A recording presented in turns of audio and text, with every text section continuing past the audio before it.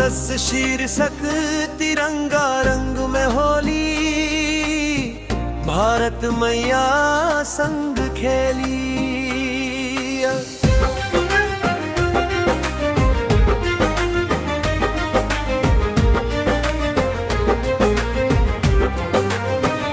तिरंगा रंग उड़त आकाश, खुशियां बरसावे, भारत मैया के जयकारा हर दिल से आवे। ढोलक के ताल पर सब मिलजुल मुस्कावे, होली में देश प्रेम के दीप घर घर जरावे।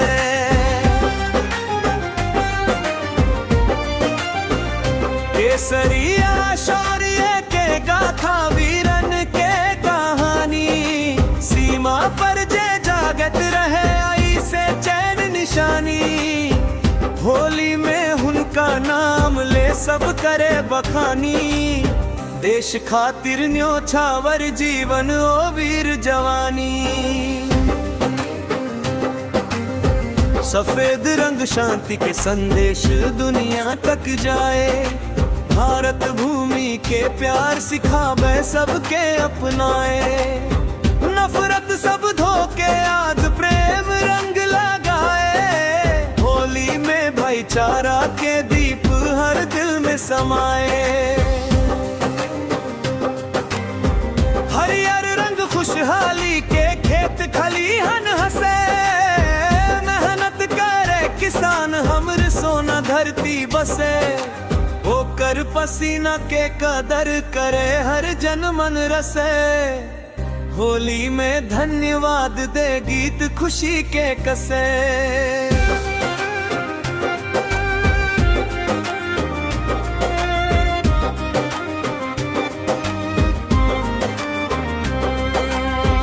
गांव शहर सब एक संग रंग में भीज जाए, जात पात के दीवार राज होली मिटाए। भारत मैया के संती सब गले लग जाए, देश प्रेम के रंग में आज दुनिया रंग जाए। वीर शहीद के याद करे आँखी नम हो जाए, होकर बलिदान से आज तिरंगा लहराए। होली के रंग में श्रद्धा फूल सब चढ़ाए, भारत माता के चरण में शीश झुकाए।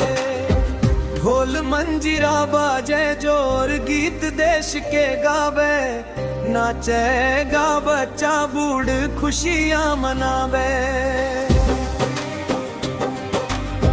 होली के पावन पर्वों पर वचन दोहरावे, भारत खातिर जीवे मरवे प्रण सब खावे।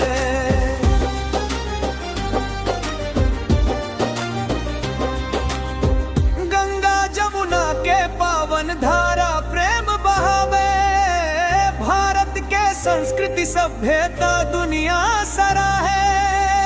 होली में एकता के फूल सब मिल सजावे, देश के मान बढ़ावे गीत नया सुनावे। मैया भारत के अंचरा में सुख शांति समाए, रंग गुलाल संग आशा के दीप जराए। हर दिल में देश प्रेम के ज्योति जगाए, होली में नया सवेरा खुशियां ले आए। चलू सब मिल कसम खाई देश सजावे, मेहनती ईमान से भारत के आगे बढ़ावे। होली के रंग में सपना नया सजावे, विश्व में भारत के झंडा ऊंचा लहरावे।